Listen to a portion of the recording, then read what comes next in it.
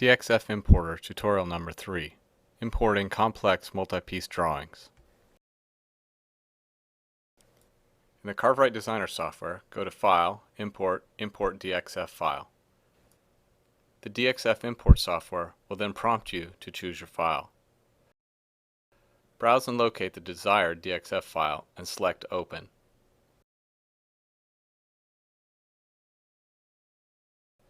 Check that all of your elements are present before proceeding. The design that we will be using has several pieces which will be cut out and assembled together. This particular piece was drawn in a common vector drawing program and scaled to the appropriate size already. Most all vector drawing programs will export in a DXF file format, so pulling these designs in from those programs is simple and easy. Since it is already in the correct scale, we'll skip the Scaling tab. This design is made up of many lines that create the roof, shingles, and siding, as well as the outline shapes of a building. The inner lines are not connected, but the outer lines already are. For our purposes, this will be sufficient, so we'll skip the Line Connect tab as well. Looking at the original design, it looks like we could just create two boards for these to sit on just as they are, but there also seems to be a lot of wasted space. Let's move these pieces closer together to minimize the waste. Select the pieces individually, and in the Shapes tab, rotate them and move them closer to each other.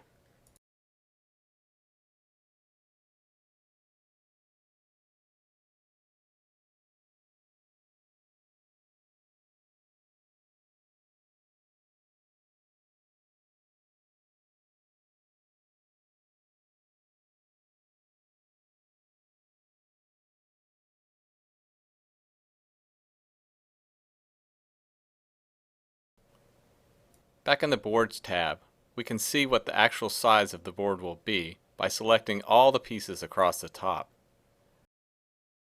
Add the 3.5 inch margin on the length and the board comes out to about 3 foot long. Normally this would be just fine, but on this design let's consider the amount of lines and travel that the machine will be doing. All of the small lines in the length direction add up to a significant amount of motion in the machine's X direction. In order to minimize mistracking and time per piece, let's change this project to run on 24-inch boards, including the margin. This will mean more boards, but each board will run faster and more successfully. Add the new board and then move the piece out of the way.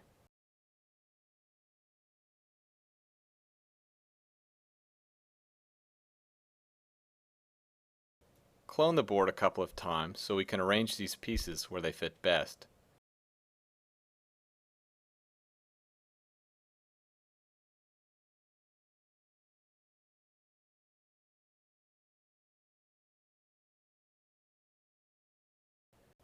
When arranging these pieces, we see that the roof and the sidewalls are the same, so there is no need to lay them out twice.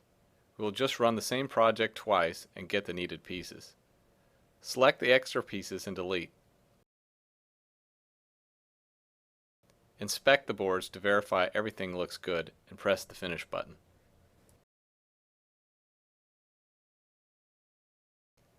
Once in the Project Designer, we can see that all 3 project boards imported as we had designed them. This project will be on a 1/4 inch board, so let's first change the board thickness on all 3 projects.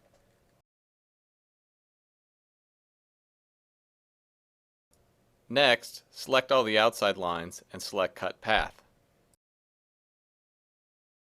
Change the bit to the 1/16 inch cutting bit and flip the cut to the outside of the line.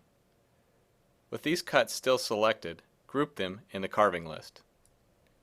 Now select all of the window features for the inside cutouts. Once selected, choose the Cut Path tool again.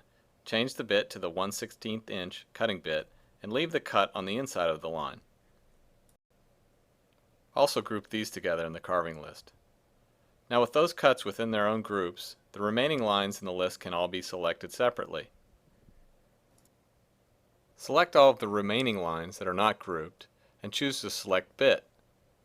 We'll choose a 60-degree V-bit and select a depth of 0.02 inches. This shallow depth will give us a nice, almost etched look to the detailed lines. Click on the board in an area where there are no lines to deselect all of the lines. Now look at the design to see if it looks right. Depending on the scale of your project, you may want to adjust the depth to suit your needs. Proceed to the other two projects, repeating these steps until all three are prepared for cutting. Save the project and upload it to your memory card, and take it to your machine.